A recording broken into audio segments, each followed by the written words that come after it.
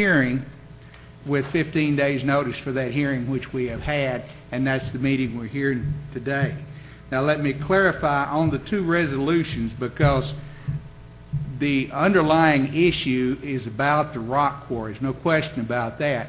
But the vote tonight will not be have a rock quarry or not have a rock quarry. The vote will be whether or not these two resolutions to change the county resolution on zoning will be passed.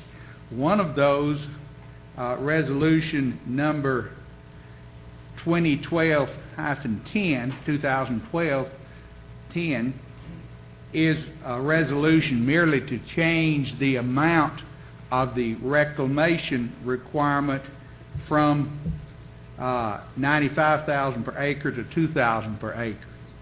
The other one is to change the, I would summarize it by saying it doesn't designate an area which the rock quarry could be, but it opens up the issue where the planning commission or ultimately the county commission in deciding the matter could consider the overall circumstances and determine an appropriate place to place one, and it would no longer be limited to the urban growth zone. So that's what's to be voted on tonight. That's what's to be addressed in the public hearing, yet we realize the underlying issue pertains to the rock quarry. If those resolutions should pass, particularly the second one, now the first one just pertains to how much bond has to be posted. But if the second one would pass, then it wouldn't mean that there was necessarily an approval for a rock quarry. The proponents of the rock quarry would have to go back before the planning commission and present to them why the location they propose would be appropriate placed under the changed resolution for it. It would still be a judgment call and still then be subject to review by the county commission. Now, our concern tonight is to let the public be heard, and we want to hear everybody, so we would ask in conducting this hearing that each of you be respectful of the others. We know that views are strong on this matter, and we understand that. But that's what our system is for, is to hear the public and carry out the will of the public. But volume is not necessarily the basis of a decision. It's good, sound reasoning. And so we want everybody to be respectful for the others when they're speaking. To keep it fair, we know that there are people that propose these changes, so we'll allow those that propose these changes or are in favor of them to speak during the first 25 minutes. I thought we were going to have a timekeeper here, but I don't see him, so I guess I'll be the timekeeper if someone else doesn't show up. And the clock on the wall don't move, so consequently I better just watch my watch. We'll give the proponents 25 minutes. You can divide up among the speakers however you want to, but the more orderly you can be, the better use you got of your time. Then after they utilize their 25 minutes, or as much of it as they choose to, then those that oppose these resolutions may speak, and they, I understand, are organizing the order they want to present, so divide up your 25 minutes. Then after each have had their 25 minutes, the proponents would have 5 minutes to cover anything they didn't or that the other side addressed, and then the opponents would have 5 minutes. So a total of 30 minutes each, with the proponents beginning and the opponents concluding. And so at this time, I would ask for those proposing the changes to these ordinances, either one or both, that you come forward and present your views to the commissioners that are here so they can weigh out your thoughts when they make the vote. I would ask that anybody that speaks come to the podium. Yes, sir. Did you say propose or oppose? The ones that are proposing the changes go first. The ones that oppose go second. Okay, that's what I thought you said. And if somebody has a question as we go along, please feel free to do so. And we want everybody that speaks do it from the podium, because we've got a court reporter here that wants to get the record down completely, and we want all the commissioners to hear your thoughts, so that can be done better from the podium. So if you would, go ahead and start.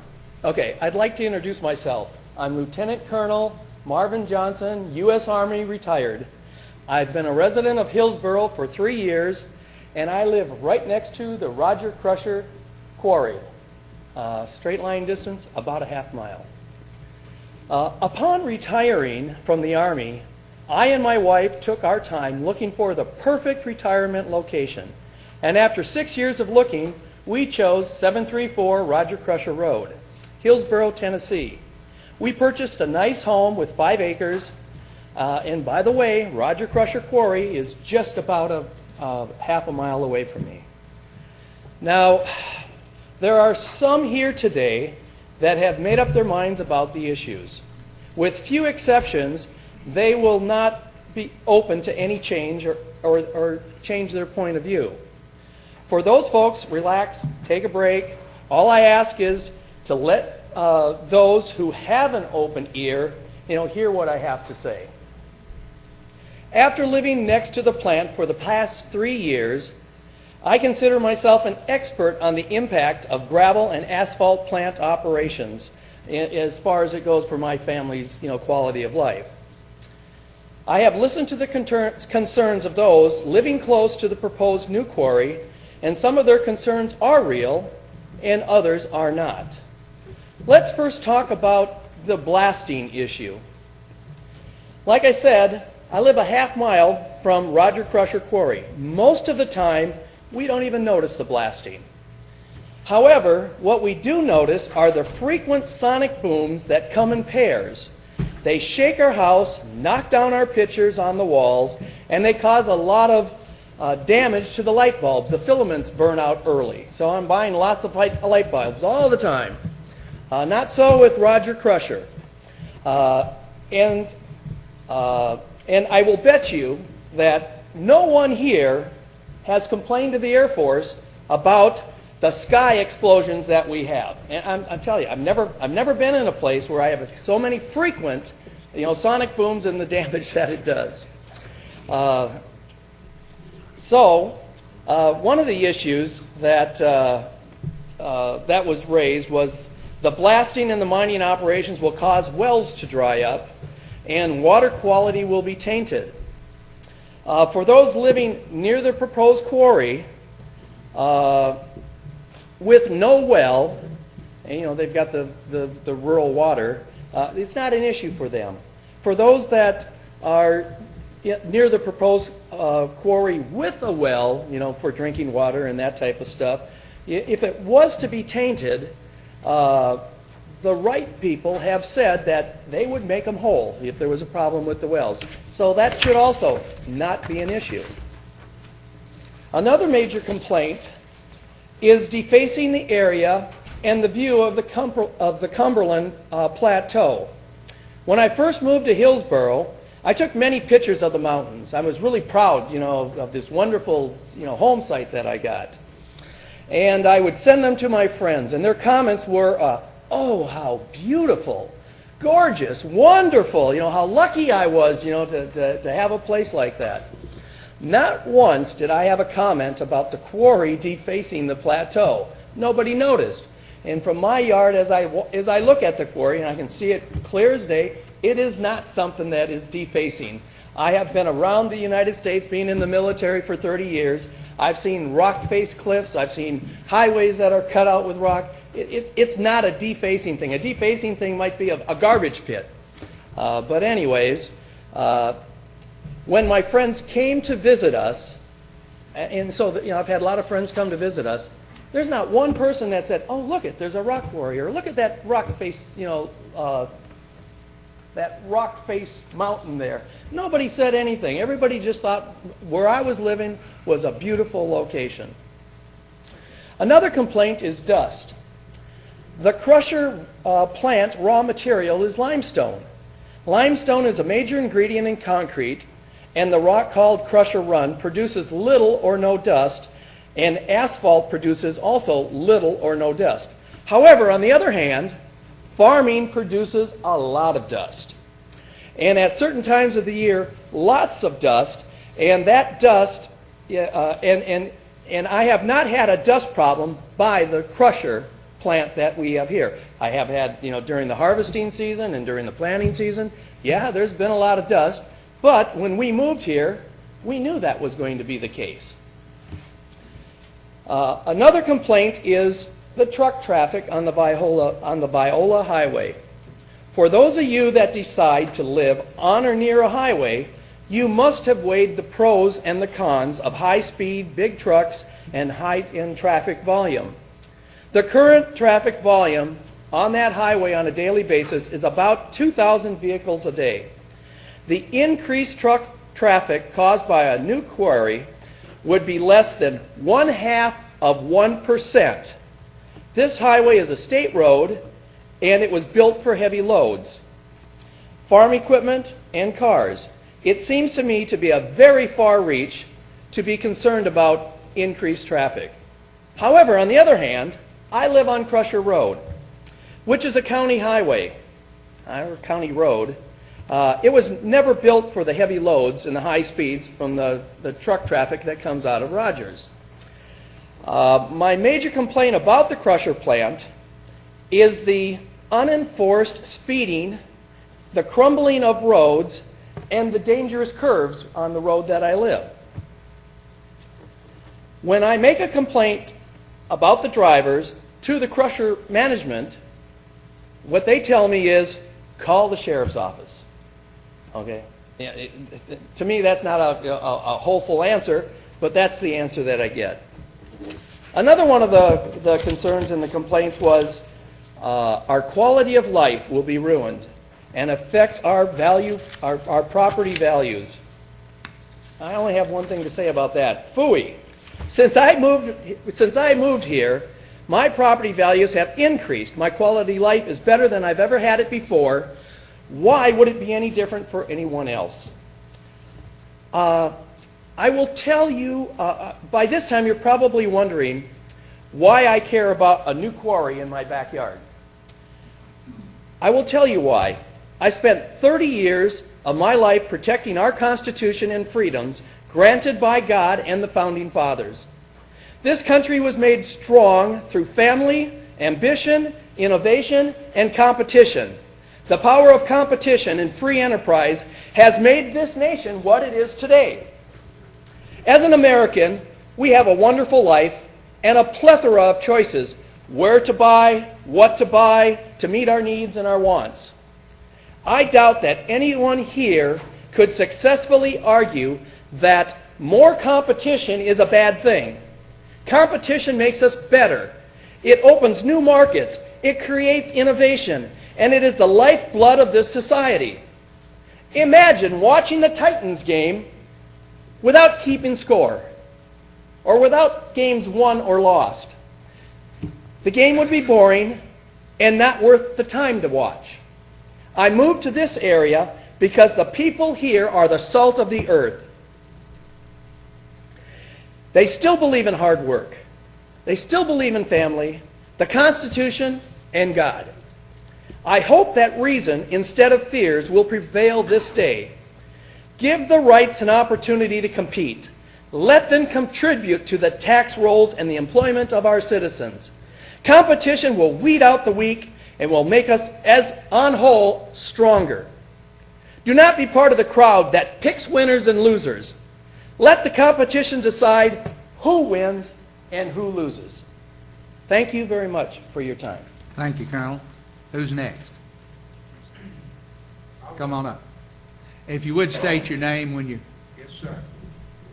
My name is Mark Santoro. I'm a resident of Hillsborough. I do. Say it again. Say My it name again is so Mark Mike can- Santoro, and I'm a resident of Hillsborough. And I'd like to speak on the facts here. The fact is, you folks are going to vote on a change in this county for the rest of the millennium. It's just that simple. This is going to take and just wipe out any laws that we have already. It's quite simple. Wait, are you speaking for the change or No, against it? against it. Okay, you're in the time of the people that are speaking for it. So when we call them up, Okay, I'm sorry. Another proponent want to be heard? Mr. Clark.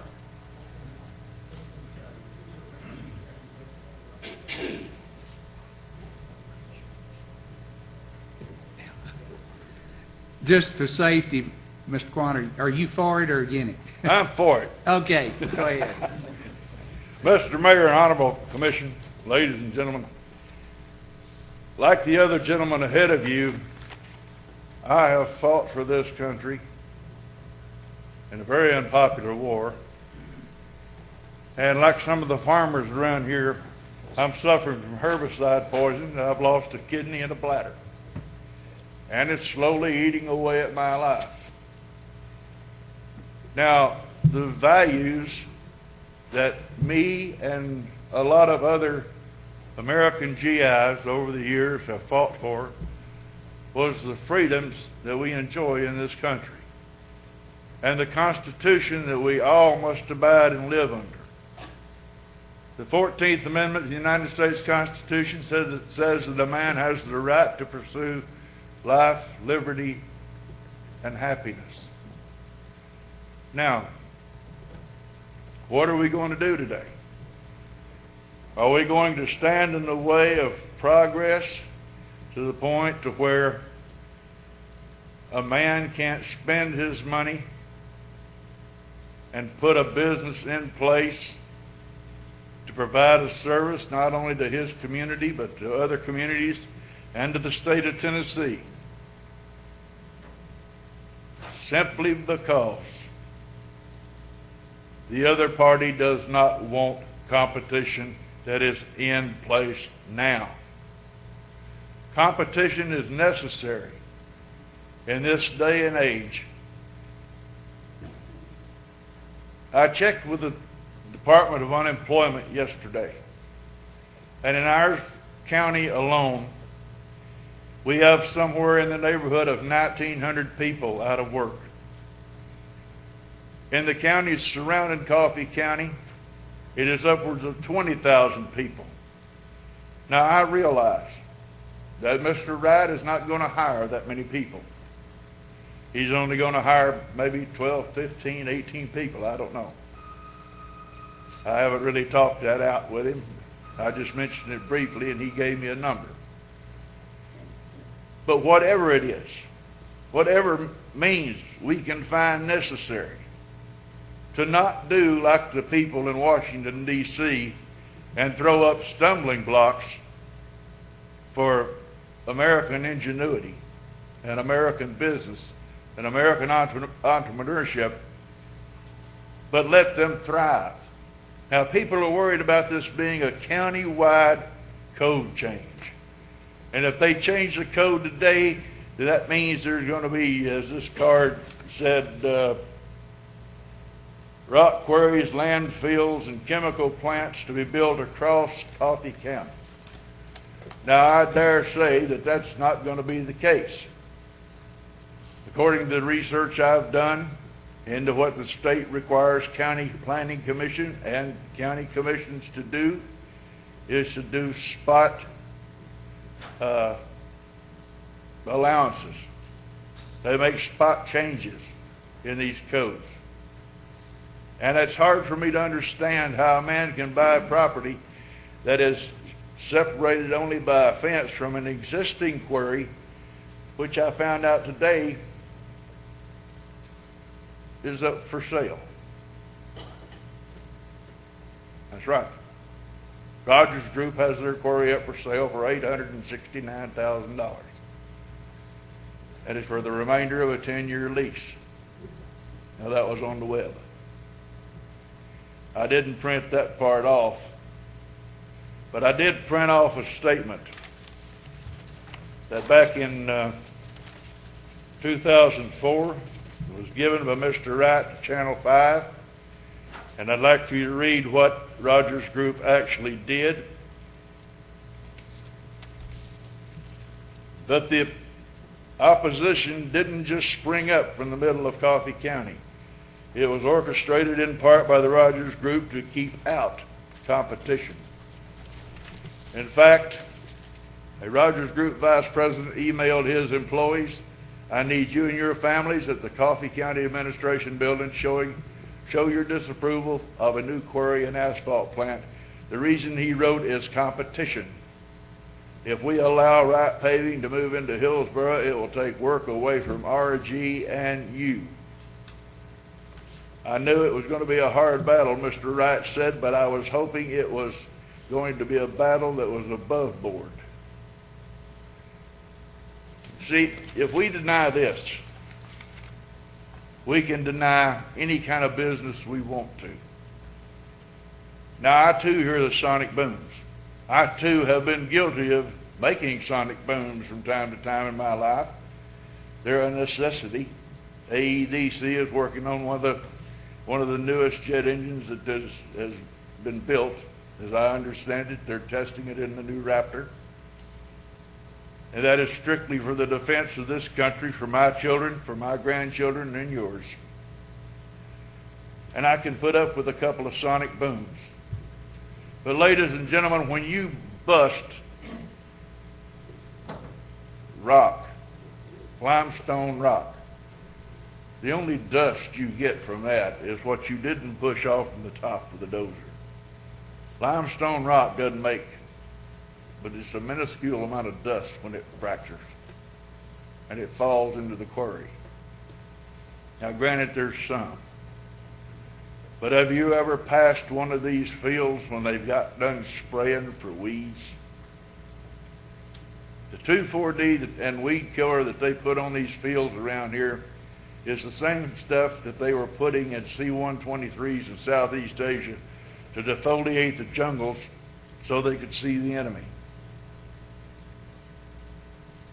The state of Tennessee, back in the 90s, when they had a milfoil problem in the Tennessee River, they began spraying 2,4-W out of a white barrel with a blue strip. I've seen thousands of those barrels go onto airplanes at Thompson Air Force Base outside of Saigon. And those barrels mixed with water created what was commonly known as Agent Orange. They were spraying it 3 feet below water level. So what were they adding to our river? What is the makeup of the agencies that they add to the defoliant dioxin in order to kill weeds and to create a great agriculture band that we have here that we enjoy? If I came here and bought a farm, I didn't buy a farm, I only bought 2 acres over here off of Rutledge Hill Road. Because I knew I didn't need anything bigger, just for me and my wife and a couple of dogs and a horse that could pull a wagon. Because I wasn't going to need it that long. Now, this county is going to need somebody to produce raw material. And it is a sad day if a county, and you honorable members of the commission and the planning commission know this much better than I, when a county will let a company override their better judgment and stop free enterprise.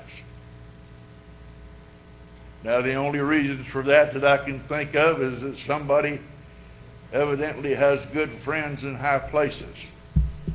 But I dare think that, because that's not the way county governments are run, or that's not how they're supposed to be run. It's not a noise issue. It's not a health issue. It's not a dust issue. This is simply an issue where one large company wants to stop another company from doing the same type of work because they don't want the competition.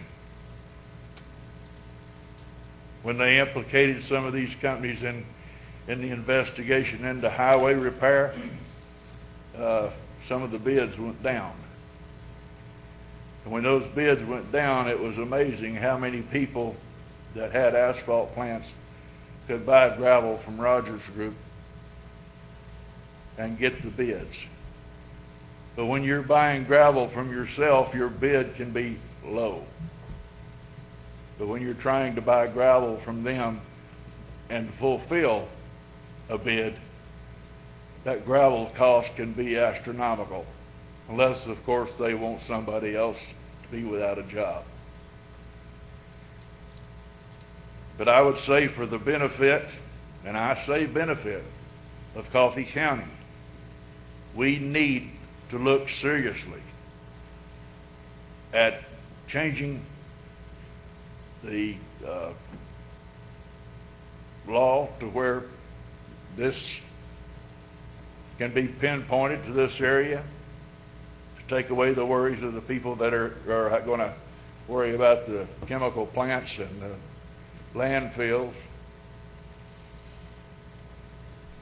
Because I fought for a place that we could all get along. We all believed in the grace of God, and we all believed in treating one man as you would have him treat you. The proponents have 4 minutes left on their 25, so if there's someone else that Sergeant, wants... I'm finished. So, Mr. Mayor, I appreciate your time. Members of the commission, I appreciate your time. Ladies and gentlemen, I appreciate you bearing with me. Thank you. Thank you, Mr. Quine. Good evening. My name is Josh McCreary. I'm an attorney at Cope Hudson Reed McCreary in Murfreesboro. Our office represents the applicants, and try to talk fast here, but I have a few. If you would speak up just a little, I'm having a little trouble hearing you in your court report. Sure. Happy to. I'll try to shout and talk fast. I want to address the resolution specifically and not the broader issue of whether quarries are good or not good, and throw out to you what I perceive to be a couple of legal issues that I think you ought to consider as a county commission. The first thing is that if the zoning resolution is not changed, you very well may be unlawfully zoning out an otherwise lawful use. And here's why I say that. I understand under your current zoning resolution that M2 zones are only permitted within the urban growth boundary. And at the same time, there's a requirement that the M2 zone be located some distance away from residential developments or community facilities. And that creates a practical impossibility. Under the urban growth law, as you guys know, a committee was formed at the appropriate time. You created an urban growth boundary, and it creates different uses within and without the urban growth boundary. And as you know, the rural areas outside the urban growth boundary are generally agricultural and so forth, and those areas within the urban growth boundary are generally reserved for higher density residential uses and similar uses. So the practical effect of both requiring an M2 within the urban growth boundary and at the same time saying it can't be near a residential zone is to say there is no such place. And if there is no such place, then you have zoned out a use. That is, quarries can only be in an M2 zone. And if there is no place to place an M2 zone, there is no place to put a quarry. And if there is no place to put a quarry, which are legal otherwise, then you have zoned out a lawful use. And I would submit to you that that is not legal, and you should consider that carefully. In a similar way, the not changing the reclamation plan bond would have a similar effect. If the bond amount is so high as to create a practical impossibility for an applicant to comply, you again have in effect through application of your zoning resolution zoned out a use. That is, no one can meet that requirement, and thus no one could operate within the M2 zone. I've heard that spot zoning may be an issue that's been addressed or discussed or debated in some way. And I'll submit to you that at least tonight, spot zoning is not an issue that you need to consider or worry about. There is no piece of property being rezoned tonight. You're talking about changing your zoning resolution, not whether or not you're rezoning any piece of property. It's not possible that you could engage in spot zoning tonight by changing your zoning resolution. There is a well-established law in Tennessee that if you choose to deny a request to amend a zoning resolution, that while you have some discretion in doing that, you cannot act arbitrarily and capriciously. And the case law bears that out. Your county attorney will tell you that. And I'll submit to you that if a basis for turning down these resolutions is spot zoning, that will be arbitrary and capricious. And the reason is you're not rezoning any property tonight. That is not a valid consideration. So I would not be concerned about that. The reality is, to make your current resolution lawful, the resolutions that are being proposed ought to be passed. It just makes good sense to make your zoning resolution harmonious throughout, so that an applicant who wants to try to comply with your zoning resolution is capable of doing that. One more minute.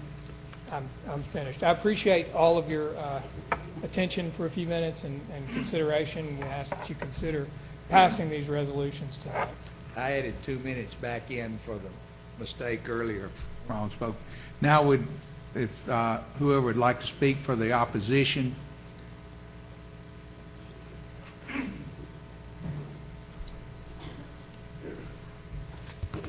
My name's Bobby Brown. I'm a lifelong resident of Hillsborough, proud to be a Coffee Countyan, and appreciate the work that you guys do in governing our county.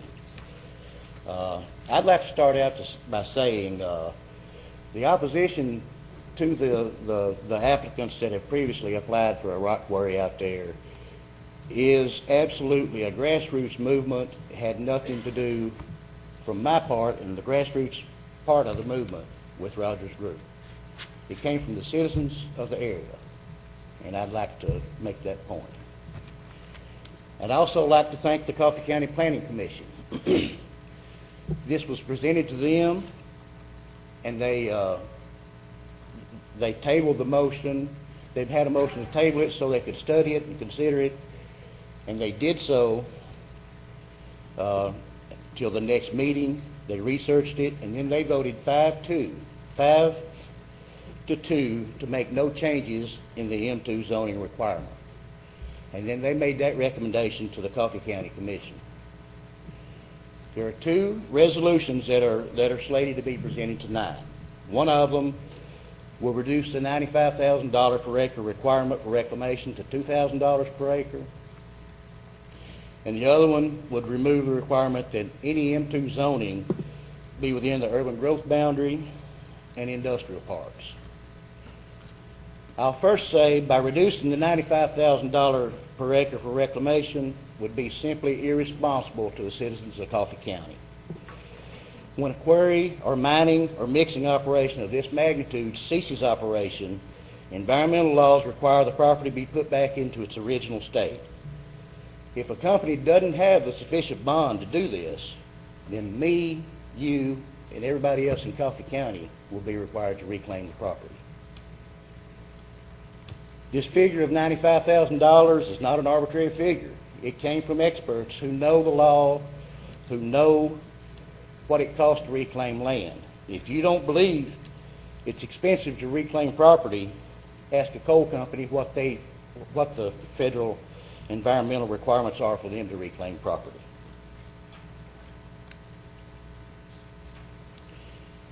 As far as removing the requirement that an M2 high-impact industry only be allowed within the urban growth boundary, that would take protection away from every citizen who lives in Coffee County, whether you live in Hillsborough, whether you live in Tullahoma, Beech Grove, Summitville, Manchester, wherever you might live in the county. Removing this requirement would open the door not only for quarries and asphalt plants and concrete plants, but it would also include landfills, chemical manufacturing and storage of hazardous substances and explosives, among other things. We have a consolidated growth plan in the county, and as it's written, it allows for M2 zoning to be put where it belongs, in our industrial parks. That creates a safe environment for everybody who lives outside of those areas, in the residential part of the county, in the agricultural residential part of the county. If we vote to remove this protection that protects every citizen in the county, then we're voting to put everybody in harm's way. I'm not opposed to progress. I want my family to be able to stay here and work here and support their family. We have a consolidated growth plan in place that allows for this. This particular proposal, they presented twice an application for a rock quarry, asphalt plant, and concrete plant. Right now, there's a quarry within 2 miles by county road. There's another about 8 miles down the highway in Warren County. Wherever you live in Coffee County, you've got available supply of crushed rock. There's a quarry in Hillsborough. There's a quarry up 108 in Warren County in Hubbard's Cove. There's one in Cowan. There's one in Lynchburg. There's one in Shelbyville. There's one in Woodbury. It would be irresponsible to lift these restrictions to benefit one at the expense of a lot of others. And if one of my main points of emphasis, if we pass these proposals, we're voting to lift those protections from every citizen in Coffee County. Right now, we have an area that M2 can be zoned, and it's in a safe place. If we change that, then we're exposing every citizen to the dangers of health and safety issues. I thank you for your time. Thank you, Mr. Brown. And I think Mr. Quinn Sullivan is going to come up next. I know Robert Rice has some comments, and Steve Cunningham. Pardon me? Okay, Steve.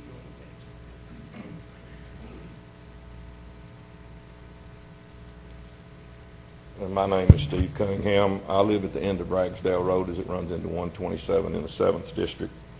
I want to thank you, Mr. Husky. You explained very well what we were supposed to be on point about, and we're going to try to stay on that. I want to address Resolution 2012-11 first. It says there's a conflict in our zoning resolution. There is really not a conflict. The definition that you have on this new resolution is only partly right. The UGB, by definition, includes territory contiguous and outside corporation limits of municipalities where high-density residential, commercial, and industrial growth is expected, etc., etc., etc. The definition we should really be worried about is the one about rural area. Rural area is territory not in the UGB or PGA to be preserved as ag lands, forest, rec areas, wildlife management areas, or other uses other than high-density commercial, industrial, and residential use. The M1 that they claim is already here was never designated as an M1. It was grandfathered in. Let me make that plain. It was grandfathered in when the zoning resolution was passed. What you were when the zoning resolution was passed is what you were the day after. We have several little uses out there that are not really in compliance with the zoning resolution. M2s are high impact, very greatly affecting the surrounding area. They are in the UGBs because other uses of that nature are located there. All these uses have the same characteristics, and that is one of the ideas behind zoning. You try to get the same businesses of the same kind in the same zone. The growth plan for the county that was adopted in 2003 was adopted by both the municipalities and by Coffee County.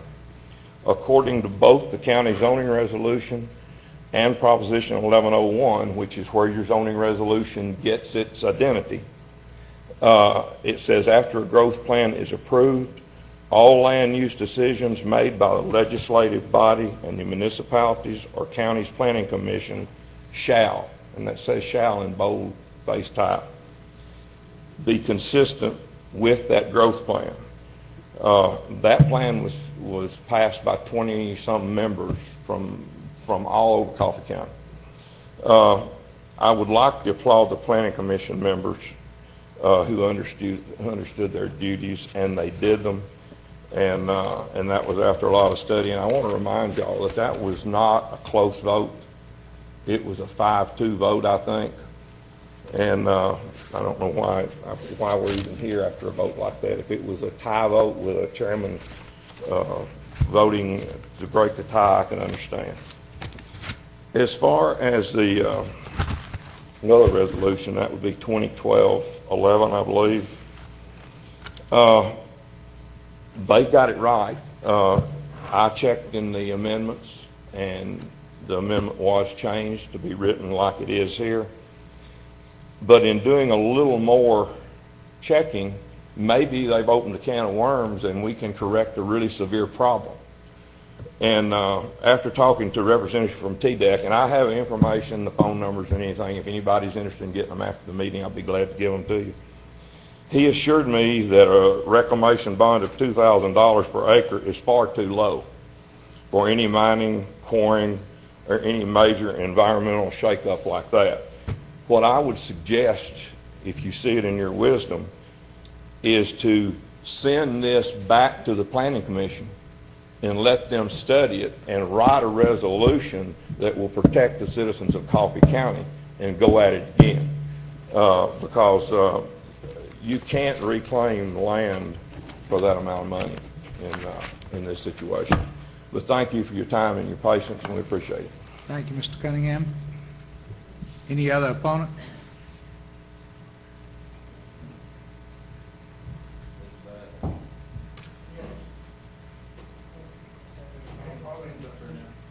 Good evening, Mr. Chairman, ladies and gentlemen of the Commission. My name is Quinn Sullivan.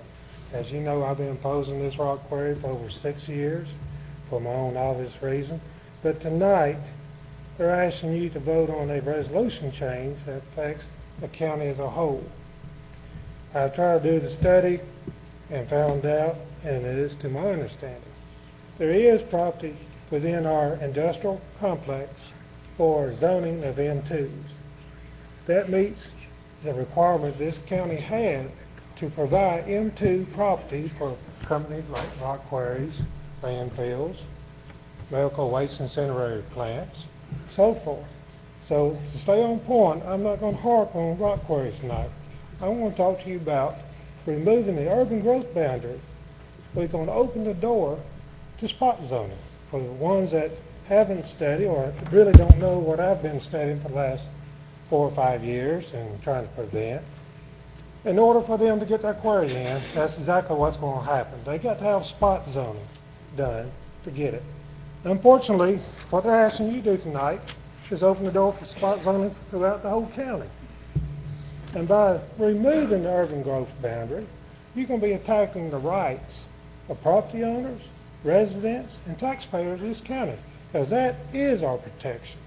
This book right here, our zoning resolution, is our protection of our property rights. And our rights, just like you all have, go home and breathe clean air.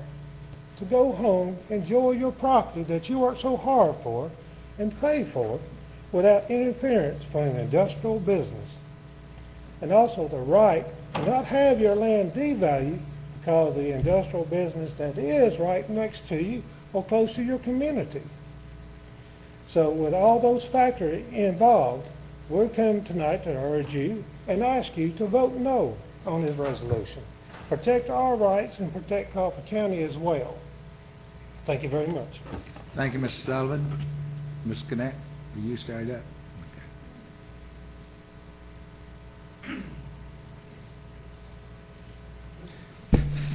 Okay. Next time's the charm. Is your name Ms. Gannett too? Brenda Jeanette from District 8, and I do appreciate the opportunity to speak with y'all tonight about this, and opportunity for me to get educated about some things I didn't really care to know about, but began to know about because of this situation. The first thing I want to speak to is a resolution that will change the reclamation requirements in terms of the bonding amount. I learned an awful lot.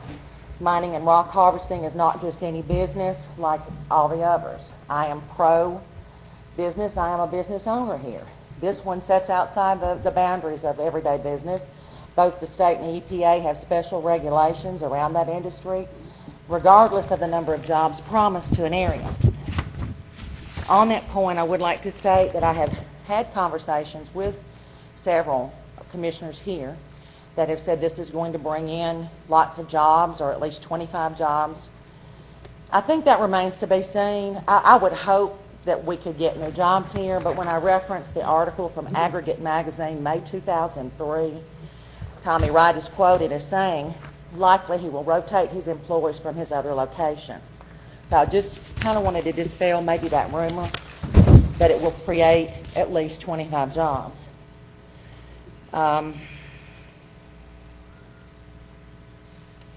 The other thing I learned, and I'm going to break it down to something I could understand, a 30 by 30 plot in my backyard had to recently be leveled. It wasn't a dugout area. It was an area low that needed to be leveled for placement of an arbor. It cost me $1,000. Topsoil and gravel, a 32-ton truck filled with gravel, a 32-ton truck filled with dirt. I didn't fill it with medical waste, which I understand I could have been paid for handsomely to do if I didn't get caught. But I'm just letting you know, I spent $1,000 to do that, 30 by 30. That's something I could understand. I got belly laughs this week from the following people. Floyd Heflin, County Engineer, Williamson County Planning Department. John DeWall, County Engineer, Wilson County, Tennessee. Tom Brashears, Wilson County Planning and Zoning Director. The following from the state of Tennessee: Gary Horn, Bob Powell, Andy Chavez, Dave Turner. They're either engineers, specialists in remediation for the state, biologists, or enviro specialists. What did they laugh at? I read them the new ordinance that's proposed about the $2,000 and the $95,000 per project. Laughter continued for 20 or 30 seconds out of each one of them, so consider that. Two issues here. None of the counties are using performance bonds any longer. They say they're not any better than the paper they're written on in terms of the scopes of these types of projects. They have rewritten all their ordinances to require surety in the form of irrevocable lines of credit or a cashier's check. That irrevocable line of credit must be drawn on a local bank in good standing within their county. Why, you ask? I would implore all the commissioners to call Wilson County and find out what the taxpayers were left holding the bag on there, because the other instrument, you can't sue an insurance company with all the legal mess they'll tie you up in trying to make good on that bond. Just doesn't happen. So most counties, progressive in nature, who have far more industrial growth than we have experienced this and made their changes accordingly. So I would say that planning and zoning and the commissioners need to get, that's the real problem here.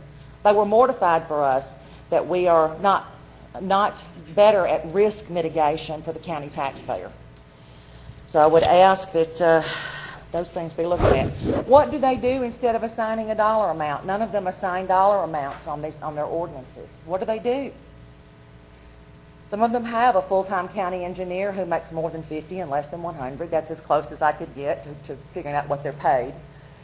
They would admit to more than 50, but wouldn't, most are making less than 100. In counties that don't have a county engineer, they do get a firm that they can rely on that has no ties to the county government in any way, nor do they have any ties to the proposed business wanting to come into that county.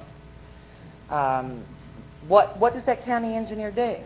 He waits for the proposed business to present their performance agreement that spells out what they're willing to do and want to do and think they need to do in terms of reclamation. He then looks at the dollar amount they think and says no or yes. They may haggle a while, but it is the county engineer or the engineer you've hired on behalf of the county taxpayers who makes that decision about the dollar amount. Literally, the 2,000 figure, they said, should not be on the table. And in the words of Dave Turner, he said, as a private citizen, I will tell you, and he is, so you all know who he is. He writes all the NPDES permits for mining operations in the state of Tennessee. He does all the 401 certifications for 404 permits in the state. He's brought in when things get out of hand in terms of water contamination and environmental hazards. He laughed the longest And he said the 95,000 figure is just wordplay on the end of the new resolution. I think we have a lot of work to do, and to take a piecemeal and try to go through it and make changes is not something we want to get into doing. I think that's all I want to say about that part of it. The other part would be how can you remove that urban growth requirement in the M2 class as a county property owner? I don't know how you can remove that without giving me some protection and assurance that Farmer John behind me can't sell off his 300 acres and put some kind of heavy industrial M2 class business in my backyard and take my property value in half. I felt for the people of Hillsborough when this was just Hillsborough, because I feel like private citizens who bought their land as farm and ag and residential, they have a right to expect that. They have a right to not have that way of life interrupted. I don't think somebody who come in 10 years ago and bought property knowing full well it was farmland and hoped they could get in here and somehow change it. I don't know. I don't call that a good business plan. I think I would have bought my property in an area where I knew that I wasn't going to have the problem to begin with. Unless you're willing to adapt something that protects farm residential property outside the city limits, a decision to do this is irresponsible and ruthless, because I don't think we have any idea of the short and long-term environmental effects or expenditure for long-term effects, taxpayer liability, risk mitigation that we will all pay for. Well, if we're left holding the bag. The other thing that bothers me, and speaks to both sides of this, is you want the company coming in to be as strong financially as they can be. And if they're not, is that who you really want backing you up? Ms. Gannett, we've just got about 4 more minutes on that side, and I believe the gentleman on the front table. All right. Well, I appreciate the opportunity. If anyone would like to have names and contact phone numbers, I do have all that for you, and thank you very much. Thank you, ma'am.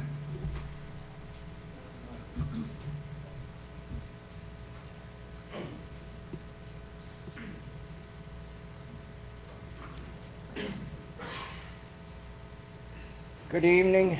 My name is Robert Rice, and I'm a dowser. For those who don't know what a dowser is, it's a person who studies water movement under the earth. I can detect water, how it flows, which way it's gone. And I went up to this area first time they come out here, and I done extensive work out there to study the water flow in that area. Mr. Rice, if you would speak up just a little toward the mic so Yes, we ma'am. can hear you. Yes, sir. And I done extensive work up there to find out where the water veins was and which way they flowed. Now, what we're looking at for water flow is this water that's under the ground will flow exactly like the rivers do on top of the ground. And they go for miles, and they go this way and that way. And if you disrupt some of those veins, because it's like a tunnel, you have sand at the top, sometimes you have clay at the top, and as the water goes through these tunnels to point A to point B, it carries the sand and spits this silt away, and it leaves a path for it. And it works fine. And once it gets cleaned out, it goes for years, and it's as long as it stays at that constant volume.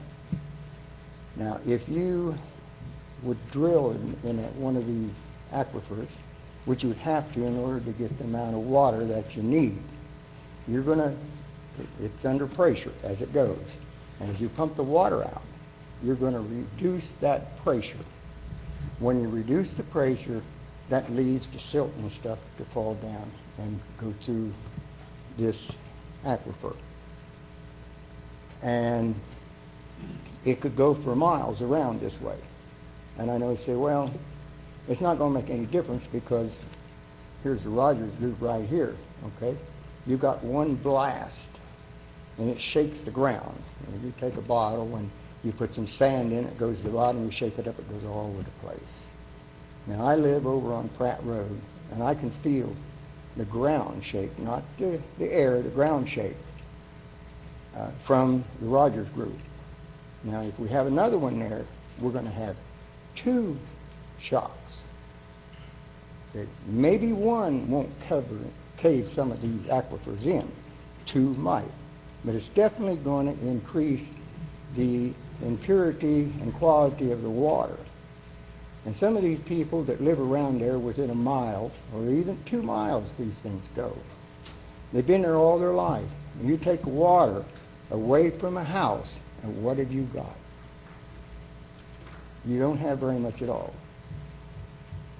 So I cannot see whether they need a rock quarry or they don't need a rock quarry. What I'm looking at is, if they get it, who's going to pay the bill and lose their water quality, and it's going to make a negative impact on theirs, so that somebody can make some extra money and not take this into consideration. So this is forever. And then they say, well, we're going to have, if we do change this, then that will also give them the same right to put in a asphalt plant there. I had the opportunity where I lived in another state and had a nice house, and they put one of these asphalt places in. We were within 250 feet, and it was a total disaster. Oh, this don't do that, and this don't do this. I had the EPA, and they come over with helicopters and checked everything out. At the end of the day, when they was running it, I'd go out and run my hand across the windowsill, and it was just dust coming from the thing, you know. I said, oh no, we've got this new one, just don't do that. I said, yeah. How many tons of sand and asphalt do you run through a day when you're really delivering your asphalt? 1 minute. It has to be heated, and that heat creates dust, and it goes into the air. There's no way you can get around it. The more quality or the more volume of asphalt you make, the more it's going to produce. It's as simple as that. Thank you. I wish I had more time. Thank you, Mr. Rice. Now we're ready for the 5-minute response of the proponents, those for the changed resolution.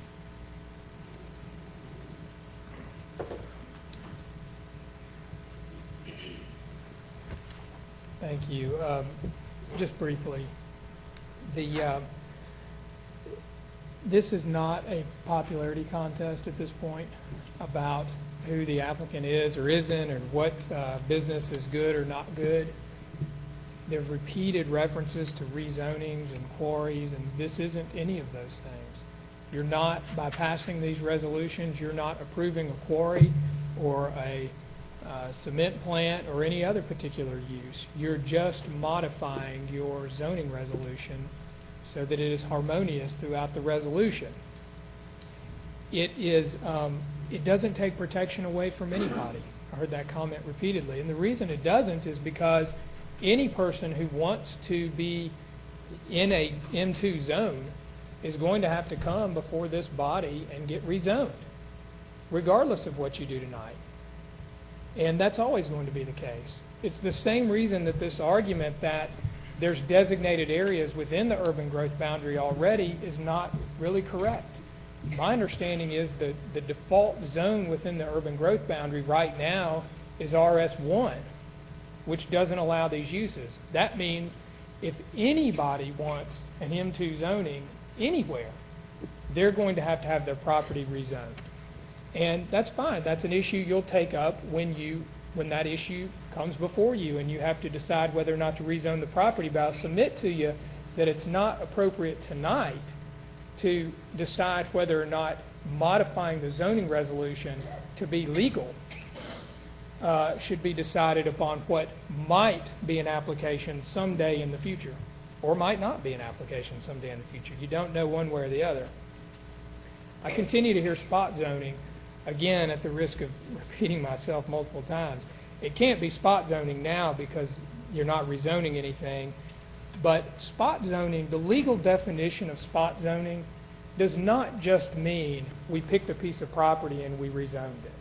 It means that you took a piece of property and you rezoned it in a way that is not in accord with your zoning resolution. So when these resolutions are passed, then, and an application comes forward for a rezoning to M2, it cannot be spot zoning because it will be in accordance with your zoning resolution, not contrary to your zoning resolution. Just using catchphrases like spot zoning doesn't do anything for your real deliberation on the merits of the requests that are being made. The bottom line is, it isn't lawful to zone out a use. And unless someone can identify a location within the urban growth boundary where an M2 zone could be placed that is not within a reasonable distance of a residential area, if someone can identify that location, okay. But if you can't, then there is no such place. And if there is no such place, then you have zoned out every use that you would have within an M2 zone. And I'll submit to you, you cannot lawfully do that. And I hope you'll seriously consider amending your zoning resolution to make it legally compliant. Thank you. And now 5-minute response by those opponents. Is someone designated to handle that?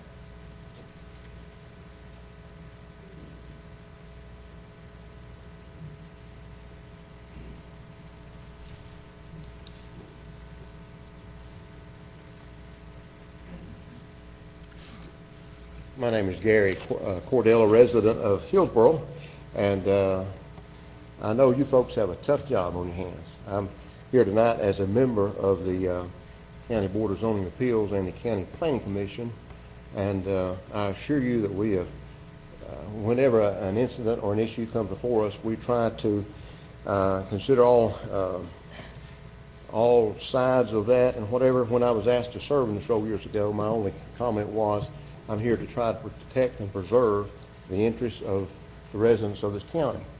And I assure you that as our Planning Commission, we are not tree-hugging environmentalists.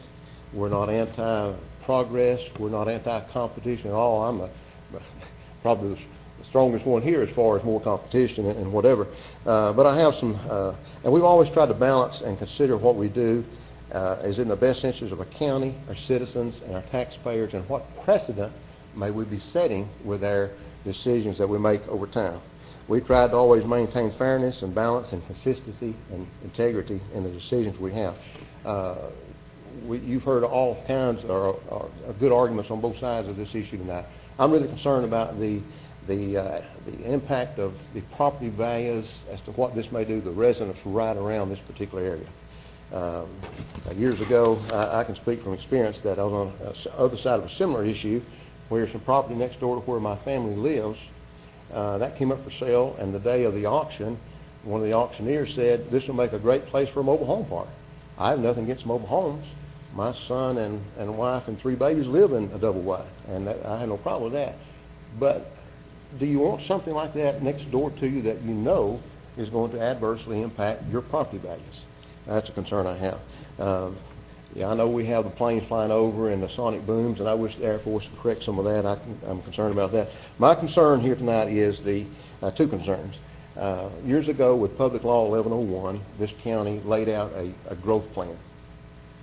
And my concern is when you begin to set precedents or consider precedents that may begin to, and I think legal counsel is right here as far as the no doubt that the $95,000 may be too high. Maybe that needs to be remanded back to the county, the Planning Commission, and we need to come out with a dollar amount that is fair and so on.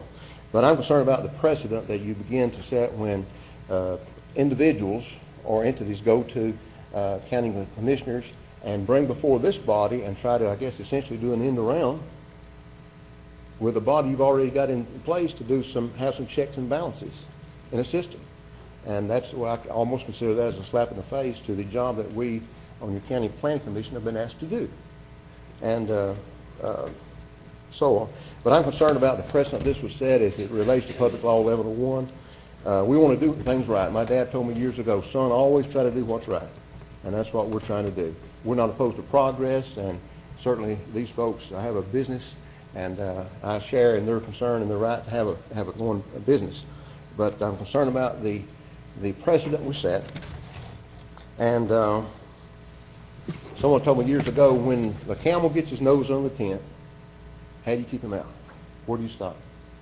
And maybe we need to go back on the Planning Commission and do further research and whatever. But I appreciate your time, and I'm just concerned about the residents of our community and how this would impact our county. Thank you. Thank you, Mr. Cordell.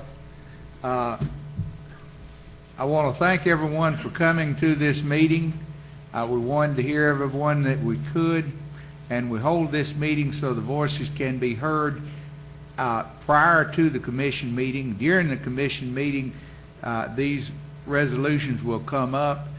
The attorneys who are here for either side may speak at that time, but we won't open up during the commission meeting for the public, because the same night we're having that here where more people could speak and take a longer period. So this was the opportunity to do that. And of course, everybody's certainly welcome to stay for the full commission meeting and see how the votes go and what's it. Yes, sir. We do not have an attorney here tonight. She did not show up? Well, she's here, but she is not representing us. Oh, okay. Okay.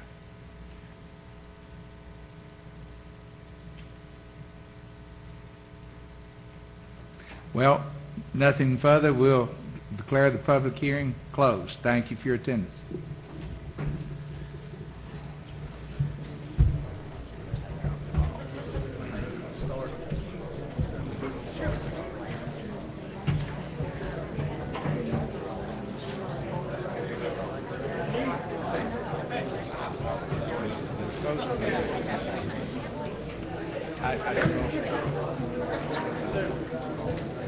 Did you get that package mail?